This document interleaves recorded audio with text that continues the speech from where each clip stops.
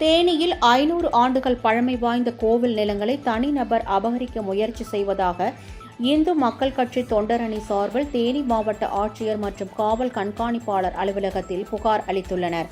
தேனி அருகே அன்னஞ்சி விலக்கு பகுதியில் சுமார் 500 ஆண்டுகள் பழமை வாய்ந்த அருள்மிகு ஸ்ரீ காளியம்மன் கோவில் உள்ளது.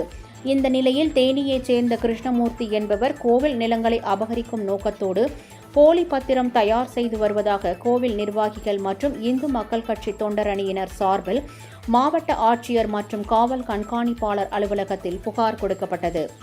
தேனி மாவட்டம் தேனி வட்டம் ஊஞ்சாம்பட்டி பகுதிக்கு உட்பட்ட பகுதியில் அன்னஞ்சி விளக்கில் மிகவும் பிரசித்தி பெற்ற ஒரு திருக்கோயில் காளியம்மன் கோவில் உள்ளது.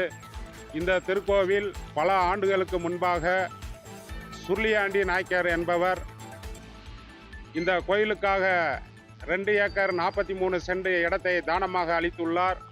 அந்த இடத்திலே காளியம்மன் கோவில் கட்டப்பட்டு அந்த பகுதியிலே வசிக்கக்கூடிய நாயுடு சமுதாயம் மற்றும் வன்னியர் செட்டியார் வாணிய செட்டியார் சமுதாயம் இரு சமுதாயமும் சேர்ந்து அந்த கோவிலை நிர்வாகம் செய்து வழிபட்டு வந்தனர். இதற்கிடையிலே அந்த பகுதியிலே இருக்கக்கூடிய கிருஷ்ணன் என்ற கிருஷ்ணமூர்த்தி என்பவர் தன்னிச்சையாக அந்த கோயிலுக்குள்ளே நுழைந்து தன்னிச்சையாக செயல்பட்டு வந்து கொண்டு இருந்திருக்கின்றார்.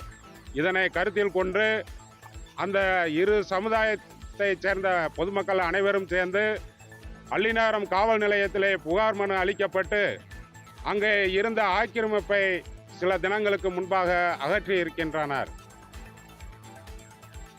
இந்த கோயிலுடைய கருவறையில் இருக்கக்கூடிய சாவியை தன்னிச்சையாக கிருஷ்ணன் என்ற கிருஷ்ணமூர்த்தி பூட்டி அவருடைய வீட்டிலே வைத்து கொண்டு இருக்கின்றார். அப்பகுதியிலே இருக்கக்கூடிய மக்கள் வழிபாடு செய்வதற்கு முடியாமல் தவித்து கொண்டு இருக்கின்றனர்.